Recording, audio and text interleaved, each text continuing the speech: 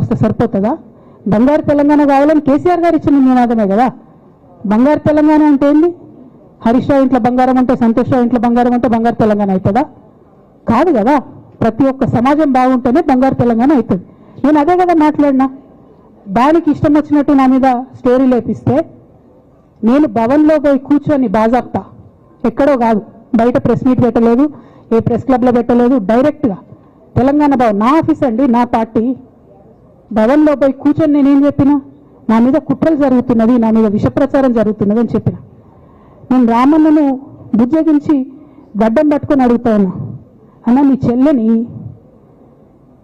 ఒక మహిళా ఎమ్మెల్సీని మన పార్టీ ఆఫీస్లో కూర్చొని నా మీద కుట్రలు జరుగుతున్నాయని నేనంటే మీరు వర్కింగ్ ప్రెసిడెంట్గా ఉన్నారన్నా, ఫోన్ చేయరా అన్న నాకు? ఏమేమి బేటా ఎందుకు బాధపడుతున్నాను ఫోన్ చేయరా? ఇది ఎప్పుడు జరిగిన ఇన్సిడెంటు? లేక లీక్ కాకముందు, నేను నా కొడుకు గ్రాడ్యుయేషన్కి అమెరికా పోకముందు, అంతకుముందే. మరి మీరు వర్కింగ్ ప్రెసిడెంట్ కదన్నా, నేను పార్టీ ఎమ్మెల్సీని కదా. చెల్లెలు అన్న బంధుత్వాలు పక్కన పెడదాం ఒక్క నిమిషం. ప్రొఫెషనల్ సెటప్లో ఒక పొలిటికల్ పార్టీలో ఒక మహిళా ఎమ్మెల్సీ భవన్లో కూర్చొని నా మీద కుట్రలు జరుగుతున్నాయంటే మీరు మాట్లాడిందా అన్న? 103 రోజులు అయిపోయిందన్న ఏళ్ళకి, ఒక్క మాట మాట్లాడిందా? కేసీఆర్ గారు దగ్గర నుంచి కమ్యూనికేషన్ రావాలని నేను ఎక్స్పెక్ట్ చేయలే. వారు పెద్దవారు, వారికి అనేకమైన పనులు ఉంటాయి. మొత్తం పార్టీని ఇప్పుడు పునర్నిర్మించుకోవాల్సిన అవసరం ఉంది. తెలంగాణకు జరుగుతున్నటువంటి అన్యాయాన్ని వారు ఎప్పటికప్పుడు దిశానిర్దేశం చేయాల్సిన అవసరం ఉంది.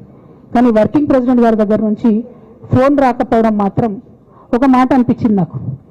నేను కేసీఆర్ గారి బిడ్డను, నేను కూర్చొని ప్రెస్ మీట్ పెడితేనే రెస్పాన్స్ రాలేదంటే మరి ఇంకో మామూలు మహిళా కార్యకర్తకు బీఆర్ఎస్ పార్టీలో మన అన్యాయం జరిగితే రెస్పాన్స్ వస్తుందా? నాకైతే అనిపించలేదు, వస్తుందేమో నాకు తెలియదు. కానీ నేను ఒక మాట నాకు సంతోషం అనిపించింది. నాకు నోటీస్ రాగానే అక్కడ మహిళా ఎమ్మెల్సీలు కూర్చొని, మహిళలందరినీ కూర్చొని, ఫస్ట్ టైం అనుకుంటా భవన్లో 5 మహిళలు కూర్చొని ఇండిపెండెంట్గా ప్రెస్ మీట్ మాట్లాడింది. చాలా సంతోషం. ఇటువంటి అంతర్గత ప్రజాస్వామ్యం రావాలని నేను కోరుకున్నా.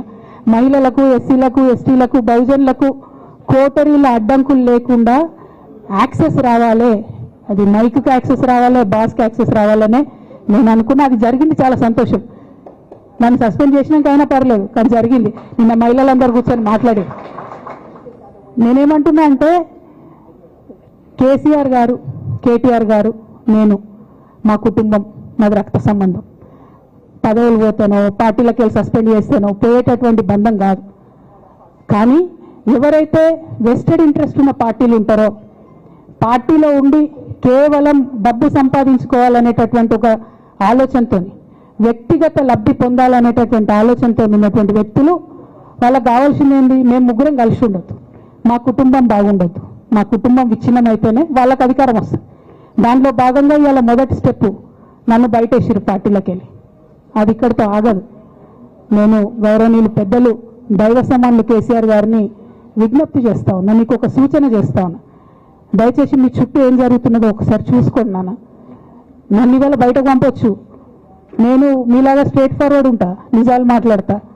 నేను ఉద్యమం నేపథ్యం నుండి వచ్చిన కాబట్టి మ్యాగ్గా ఉన్నది లేనట్టుగా, లేనిది ఉన్నట్టుగా, మోసం చేయాలని చెప్పి, ఇంకోటి చేయాలని చెప్పి మాట్లాడను.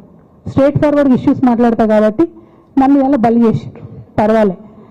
కానీ రేపటి నాడు ఇదే ప్రమాదం రామన్నకు కూడా పొంచుంది, రేపటి నాడు ఇదే ప్రమాదం మీకు కూడా పొంచుంది. అల్టిమేట్గా బీఆర్ఎస్ పార్టీని హస్తగతం చేసుకోవడానికి జరుగుతున్నటువంటి కుట్రలో భాగంగానే ఇవాళ నన్ను ఎలిమినేట్ చేయడం జరిగింది. నేను ఇవాళ ఓపెన్గా అడుగుతా ఉన్నాను,